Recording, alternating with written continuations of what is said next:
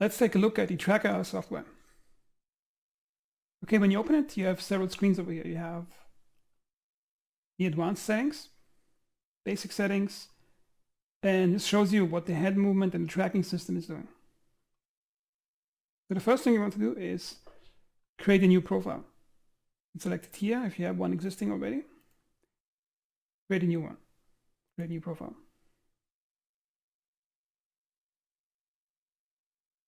You can see I can move my head around. You can see what the head is doing, and the value is raw input. That's what your head is doing, and how it gets translated in game.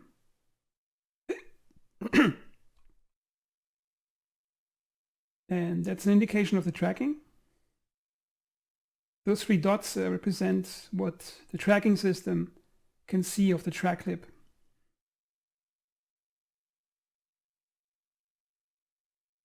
So the way the system works is you have a curve over here.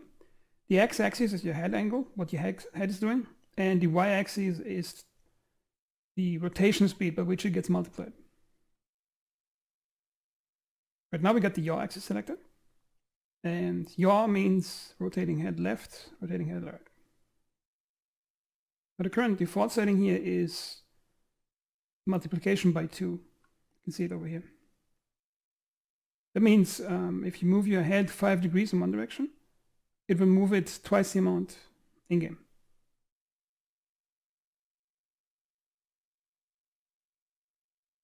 And as you can see, it's completely linear. That means if that line is straight horizontal, it means the movement rate is the same everywhere. Which means if you would turn around all the way, it wouldn't shift in speed. Now you can change that if you want. For example, you could change it like this. If you got the mirror check button on, then it will mirror what you're doing on one X to the other, so you don't have to line up the points. Here, what I'm doing right now is I have acceleration of 2 at the 0 point. However, if I move my head up to this point, you see there's an increase in rate. While this might seem like a good setting at the beginning when you start using TrackIR, I think it's a really bad idea to do it like this, because you have to account for an accelerating rate of rotation while you're moving your head in this range. That's the narrow range where you see all the instruments in your cockpit. In my opinion, that part should be linear. So if you move your head here, movement rate should be the same as in the center.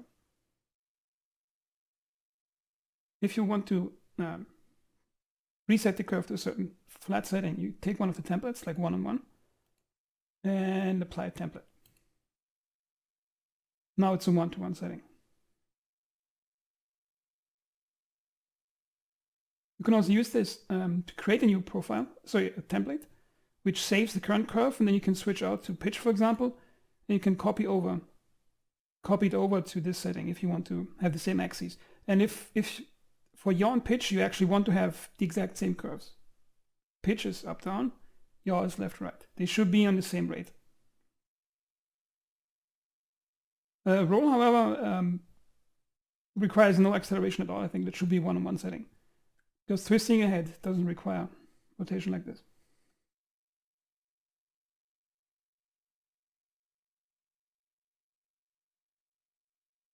Also, one more thing about the axes over here. The game tracks 6 different sets of variables. You got yaw, pitch, and roll. Those are rotation axes of your head. And X, Y, Z. X, Y, Z, those are actually not rotation, they are translation. For example, I'm going to move my head right now. Like this. Up, down. However, Star Citizen currently does not track your head movement. It only tracks rotation. So those 3 settings, you can make curves, you don't have to do it, the game won't recognize them at all. And if you turn them off here, it basically means that you will only see what's activated. It helps you with calibrating it. I'm going to load my preferred profile, which is 1.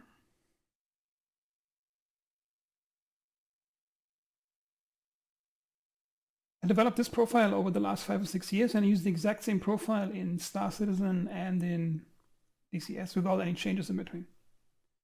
And I'm going to put a download link for that one in the video links, in the description of the video. Okay, let's take a look what I'm doing here. You can see here my yaw axis.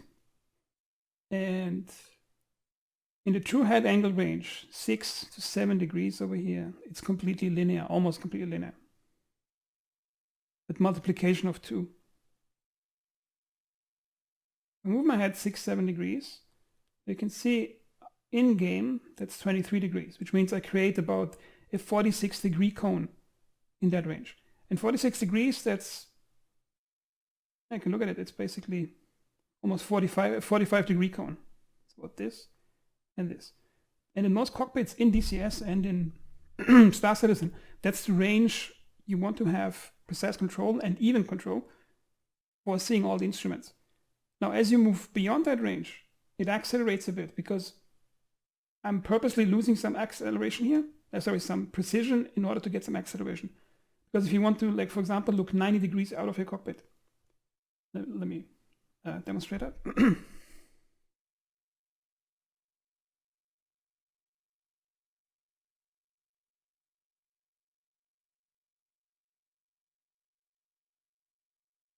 That's really going to be really difficult. I want to look 45 degrees out of the cockpit. That's about here. It means I have to do like a 10 degree head movement. Now, the interesting part here is, if I move my head 10 degrees on a 24-inch monitor with about 60, 70 centimeters distance from my head, I'm looking at still on the monitor, but somewhat on the edges of the monitor. And that's still comfortable for my eyes to see the whole screen without having to strain my eye muscles for it. That's why I put the precise range over here, and then it ramps up like this. Because that's the range you want to see the instruments, and that's the range where you turn your head to see, like, out of the cockpit, out of the side, or up or down of it. Same for pitch. And roll is exactly 1-to-1. Let's see here.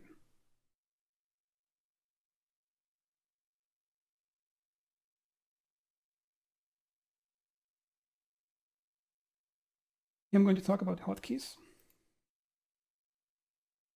Okay, there are 4 different action keys, action hotkeys: center, pause, precision, and profile. Center means resetting the tracking system to a new 0 point. For example, you do that when you start playing or when you get out of your chair, come back, and you're not exactly sitting in the same position as you were before. And I got this one mapped to the joystick in a key that's easy to reach from my finger. Pause means you can deactivate the whole system. I'm not using that in this setting because Star Citizen already has an in-game function to turn it off, so I'm not using that one. Precision means you switch to a mode that gives you less movement range but higher precision. I also don't use that because I got so used to just that particular setting, so I never use precision. And profile, I have no idea what that thing does.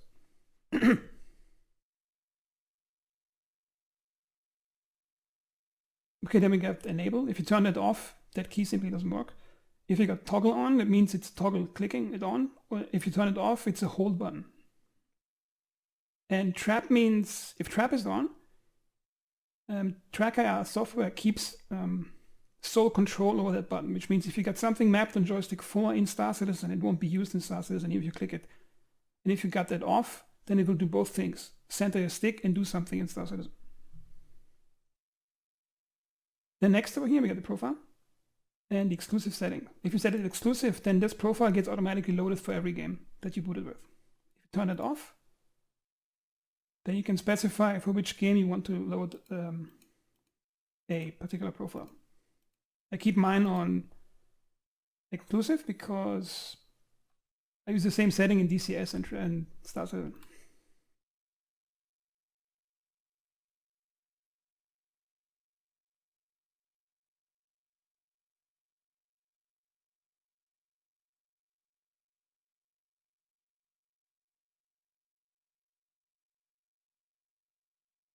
Then we got motion control.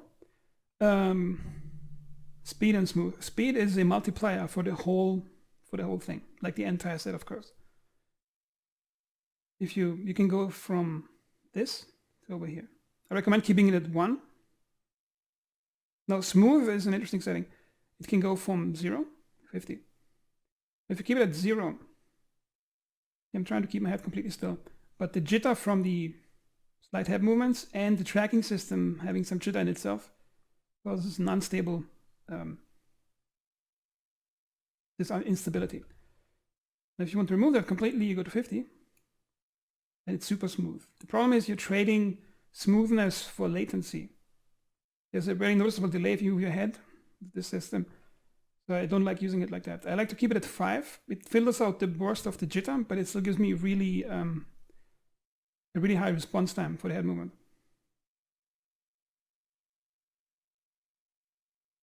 And then we still have the camera settings. You got status LED enabled. That's preferential what you want. It's just the lamps on the hardware itself. Settings for it. Brightness, camera rotation. Camera rotation is you keep it at 0 if you mount it upright. If you mount it, rotate it 90 or 270 degrees, or if you mount it upside down, you put it to 180. Then light filter threshold. You have to pay attention to this setting over here. Those 3 little tracking lights are required for the tracking system to work. And if the room is well lit or has a lot of light sources in it, then it might accidentally pick up another light source and then it gets confused and it messes with the tracking system. So if you increase that setting, it picks up less light. You can isolate only the brightest light sources in the room to actually catch the tracking system. So you have to set that depending on the lighting conditions in your room.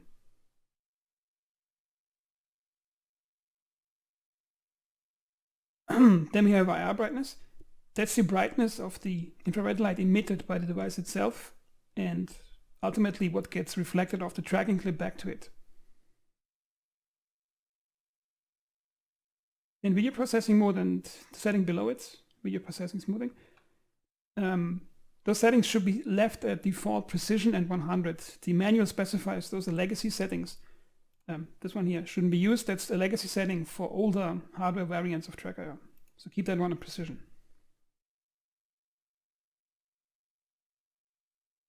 Yeah, I think that concludes the TrackIR software setup. Let's move to the in-game settings.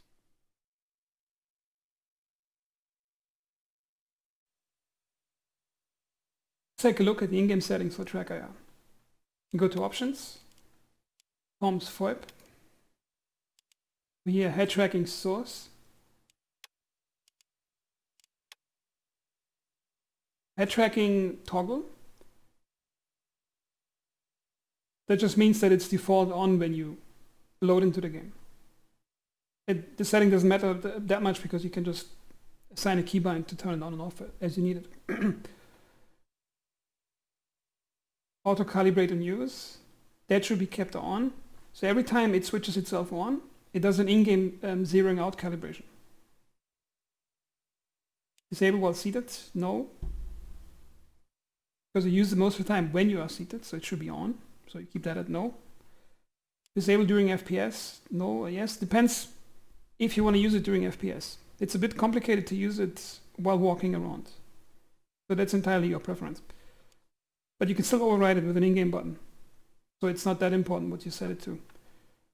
Disable during MobiGlass. I would keep that at no because it's actually really fun to use it with the MobiGlass. Disable during interaction mode. I never changed that setting, so I think it's good on no.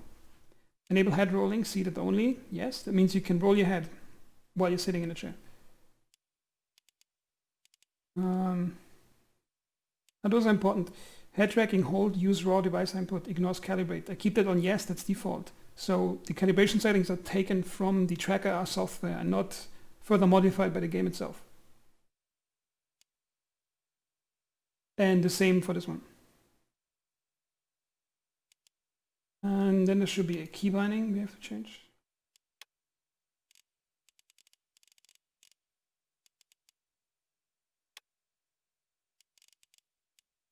Now this one is important. Enable head tracking toggle. That means you switch it on and off with a button you can assign.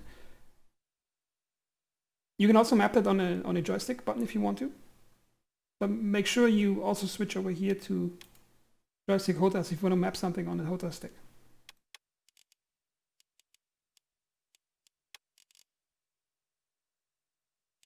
Head tracking calibrate. I recommend having that on the keyboard somewhere and on the joystick if you sometimes want to reset it in the game. So it's good to have it on a button.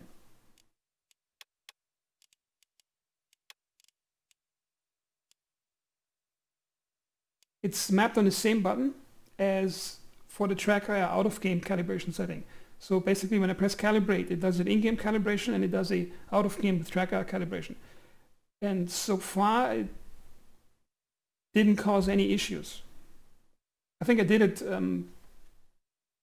assuming that it would be more accurate if it tries to zero itself out both in the game and outside in the TrackIR software itself.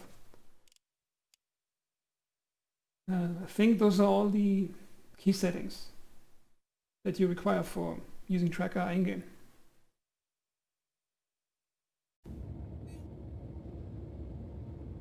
Now let's see how to use TrackIR in-game. When you first activate it when you're in the seat, when you want to calibrate it, do the following thing. Turn your head slightly up so you're facing the top edge of your monitor, and then press calibrate.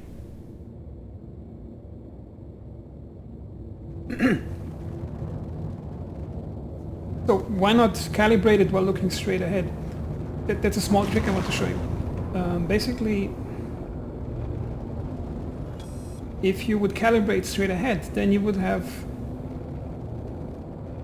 the same movement up and down range from the center because you calibrated forward.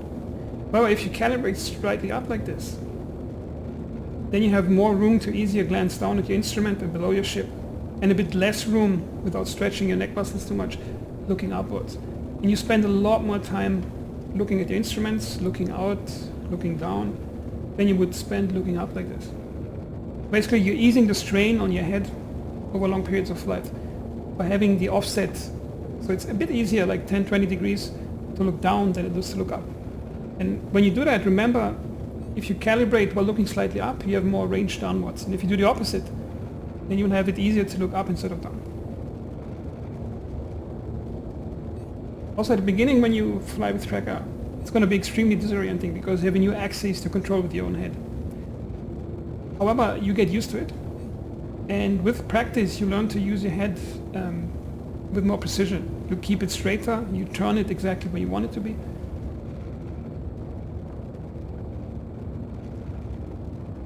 And once you get used to it, it's going to be much easier to fly with it, especially when you're landing. So for example, let's try to get into a harbor. I'm flying completely decoupled now. Now the trick is with getting into a harbor is to focus on something in the distance. Do not focus on your instrument or on your HUD when you're flying to get your ship to fly stable in a harbor. Focus on an object in the distance that doesn't move, like a tree or a mountain. And then you can feel if your ship is drifting somewhere. You can completely ignore the instruments, what they're telling you. Just focus on something in the distance. I'm going to pick a landing spot over there, the trees. You know, as I'm turning, I'll look over where I'm going. I'm going to increase upwards thrust and bank a bit. But this is completely decoupled, by the way, with the gear in, because in the current 311 R patch, if you have your gear out, it automatically forces on coupled mode, which gets in the way of flying, I think. Now you can check where you want to land. And you can see the advantage of having even control in the inner 45, what was it, 45 degree range. Over here it's even. Now if I want to look around, it accelerates. I'm looking far away, but my eyes are still looking at the monitor. I don't have to strain my eye muscles to do this right now. If you use a more precise, smaller setting, you would constantly have to peek around the corner while your head is turning somewhere, and that gets really straining on the eyes. That's why I think the profile, the way I set it up, is much more comfortable for using a long time. Okay, let's pick a nice landing spot. Moving forward thrust. Moving to slight bank. That's the cool thing about TrackIR. You can just look around while you're flying. And if you keep your eyes on some distant object, it acts like a stabilizer for your mind. And you can, for example, drift towards a landing spot without having to drift forward. And you can just look out and see where you're drifting. See like that.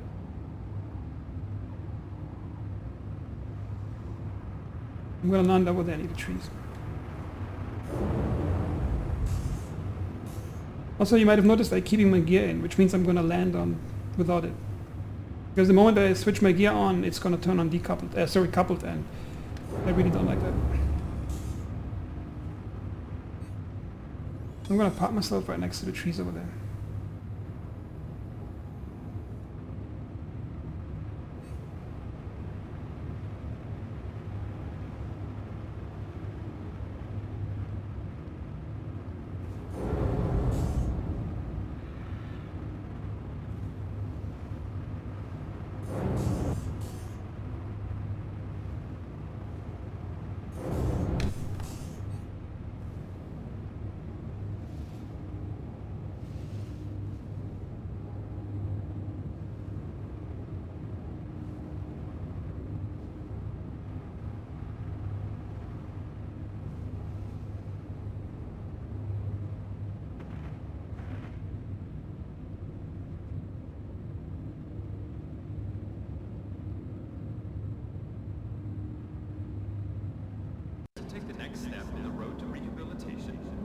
So, while recording takeoff video with TrackIR, I had a small accident. I have to spend the next 30 minutes in this place before I complete the tutorial video. So I would take the time to explain a bit how it works to use TrackIR while not in a seat. So when you're walking around and you activate TrackIR. Pretty nice, you can look around left and right. The only problem is when you start moving it can get quickly disorienting. Because you have no indicator where your body's forward vector is pointing. As long as you look around, it's okay, but as long as when you start moving, strafing, and maybe rotating your mouse to rotate you can quickly lose orientation of what you're looking at. That's why it takes a lot more getting used to using TrackIR on foot than using it